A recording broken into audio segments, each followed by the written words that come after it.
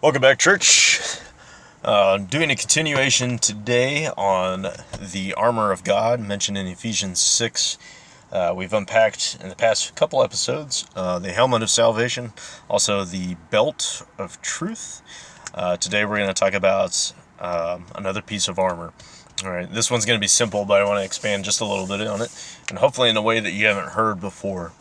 All right, so for those of you warriors who've spent some time in a martial, whatever that may be, there's different aspects of that martial.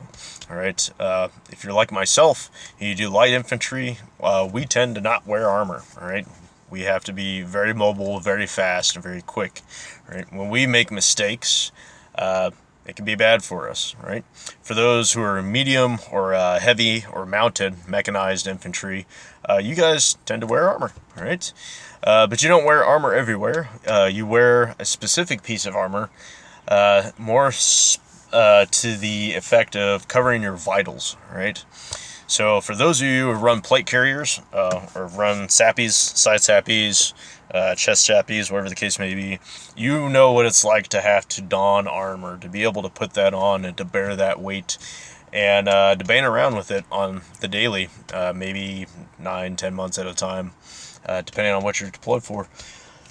So if you're in a martial such as myself doing light infantry and you make mistakes, it's bad. It means sucking chest wounds, right? You get zipped, and then you got to throw on chest seals, and you're looking at urgent surgery. And hopefully you can make it as you're exuberating all the fluid and trying to allow your lungs to expand and things of that nature. So for us that are not fortunate enough, we have to worry about things like that. So the chest plate or the breastplate is designed to guard your vitals, right? So just like your skeletal system with your ribs, your sternum, and things of that nature, it protects some very vital stuff, right? More specifically, your lungs and your heart, right? That's what it's meant to cover. Some people have not merely messed with plate carriers for the first time. They get on it, they think, oh man, my stomach's not covered, my liver, my kidneys, things like that. And that's correct. Yeah, it's not designed to cover those things. It's designed to cover the vitals, right? To prevent the sucking chest wounds, right? Ephesians 6 says that you're to put on the breastplate of righteousness, right? And now this is very interesting because it's talking about a mindset, yet we're not protecting the dome piece, right? We talked about that with the salvation and the helmet that's put on. But it talks about putting on righteousness. So to be able to put on and put off garments is something that you're going to have to do on the daily. However, we talk about how in spiritual warfare, you got to put on the armor of God daily.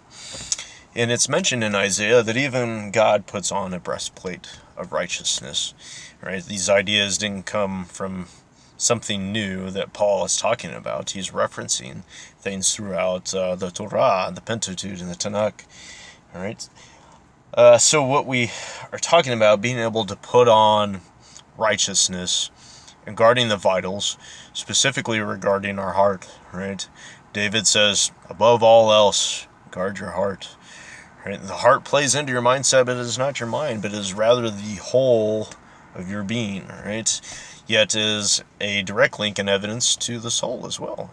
In fact, it links all three aspects of you, your physical aspect, the mental aspect, and the spiritual aspect, right? Evidences of that are a broken heart, right? Who can cure a broken heart? Physically, there's nothing wrong with you. Mentally, there's nothing wrong with you. Yet you're carrying on in a certain way that affects you deeply, and it has physical repercussions. It has mental repercussions. All right.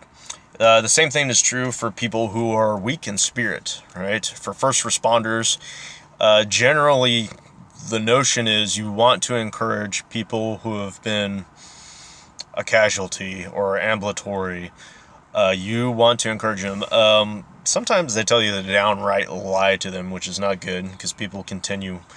They can tell when you're genuine. But things that you generally don't say is, yeah, I don't think you're going to make it. Or, oh, you're bleeding internally. You don't want to give them the bad news because if they're weak in their spirit, even if that's not the case and you're wrong, you can cause that person to die. They will give up the ghost. right? Even though physically they could make it, mentally they could handle it, but if you speak deep to them and you tell them it's not so good, then they give up.